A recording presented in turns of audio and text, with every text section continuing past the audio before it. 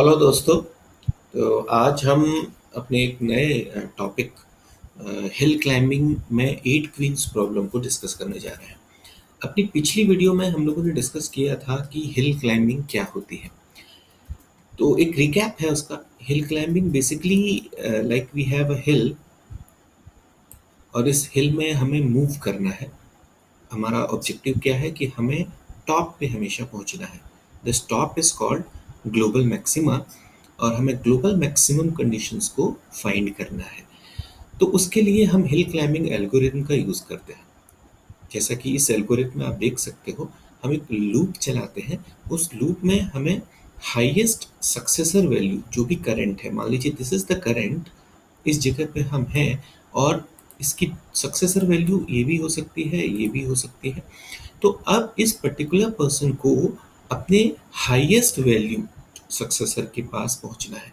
तो highest valued successor यहाँ पर कौन सा होगा? This one. तो इट विल बी हेयर।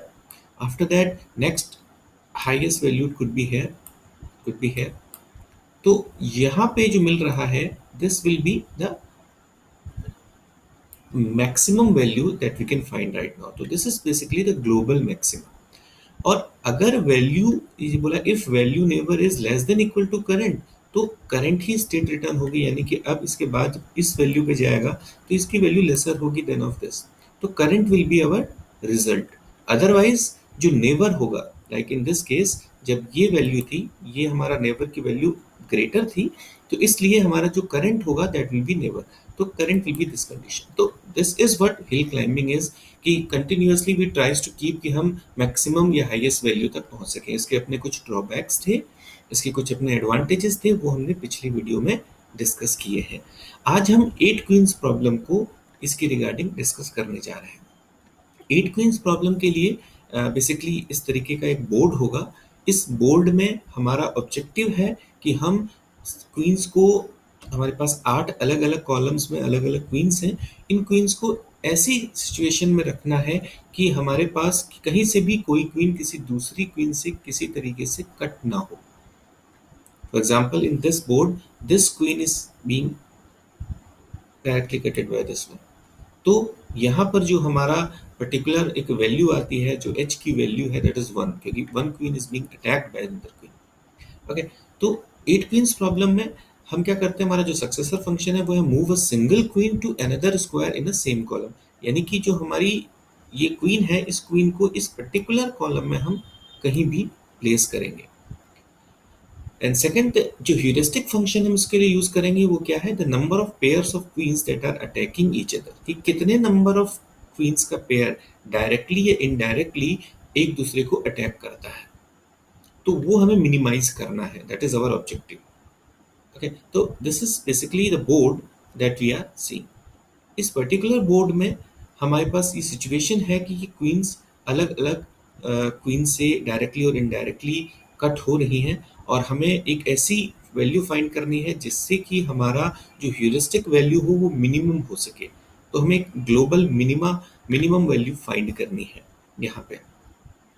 तो करंट स्टेट जो है हमारे इस बोर्ड की, जो एच की वैल्यू है दैट इज 17। 17 कैसे है?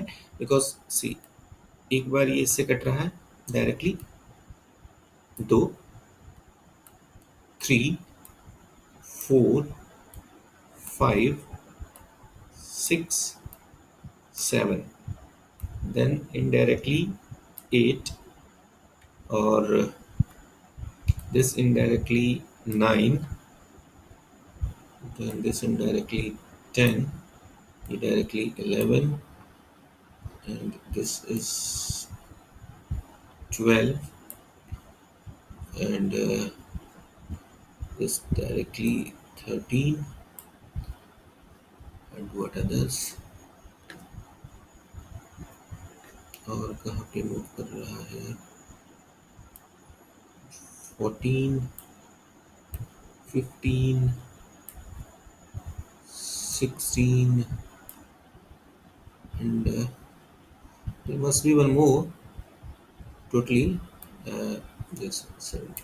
तो टोटल 17 हमारे पास ऐसी कंडीशंस हैं जिन कंडीशंस में आपकी क्वीन डायरेक्टली या इनडायरेक्टली एक दूसरे को कट कर रहे हैं, क्लैश कर रहे हैं।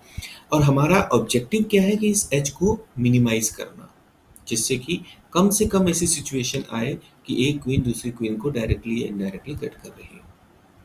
ओके, सो अलग अलग, अब मान लीजिए हम इस क्वीन को इस बोर्ड पे रखते हैं, इस जगह पे रखते हैं, तो what will happen at this case, 15 times it will directly और इनडायरेक्टली बीइंग कटेड। इसी तरीके से जब हम 14 पे रखेंगे, सॉरी दिस स्क्वायर पे रखेंगे, तो 14 टाइम हमारा ह्यूरिस्टिक्स होंगे, यानी 14 टाइम डायरेक्टली और इनडायरेक्टली कट होगा। यहाँ पे 14 टाइम, यहाँ पे 18 टाइम, 17 टाइम, 18 टाइम, 14 टाइम। तो these are the specific values जो इस पर्टिकुलर कॉलम में इस क्वीन को मूव करने पे हमें ह्यूरिस्टिक वैल्यूज मिलेंगी। उसी तरीके से जब हम इस क्वीन को मूव करेंगे तो ये अलग अलग वैल्यूज मिलेंगी, same for this column, same for this column and for all columns. Okay, तो जो हम मिनिमम वैल्यू इस पूरे बोर्ड में फाइंड कर रहे हैं दैट इज 12। तो 12 currently is the heuristic now। Okay, कि हम जब इन जगहों पे रखेंगे तो वी विल गेट कि मिनिमम जो ह्यूरिस्टिक्स इस बोर्ड के अकॉर्डिंग, सिचुएशन के अकॉर्डिंग आ रहा है दैट इज 12, कि हम 12 बार ये सिचुएशन आएगी कि क्वींस एक दूसरे को कट कर सकती हैं। ओके, तो जब हम इन इसको मान लीजिए हमने इसको उसकी सिचुएशन पे रख रहे हैं, we are placing it here, तो what will be the result, that is like this. So H is 12 in this case, but it is not global minimum. Why? Because global minimum is the situation जहाँ पर कोई भी queen किसी दूसरी queen को cut ना कर रही हो, क्रॉस ना कर रही हो। तो उसके लिए हमें इसको और इम्प्रूव करना होगा, और पर्टिकुलर लॉजिक्स वगैरह अप्लाई करके हमें वो सिचुएशन लानी पड़ेगी जिसके थ्रू हम वो स्पेसिफिक सिचुएशन फाइंड कर सकते हैं जिससे हम ग्लोबल मिनिमम की कंडीशन पे आ सकें।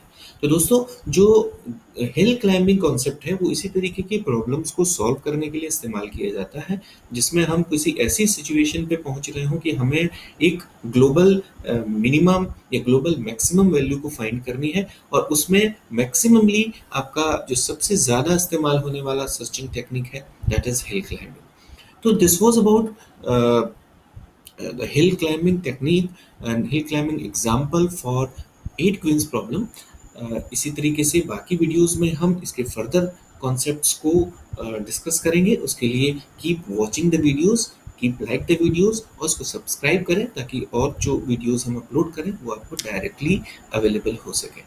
Till then, thank you very much.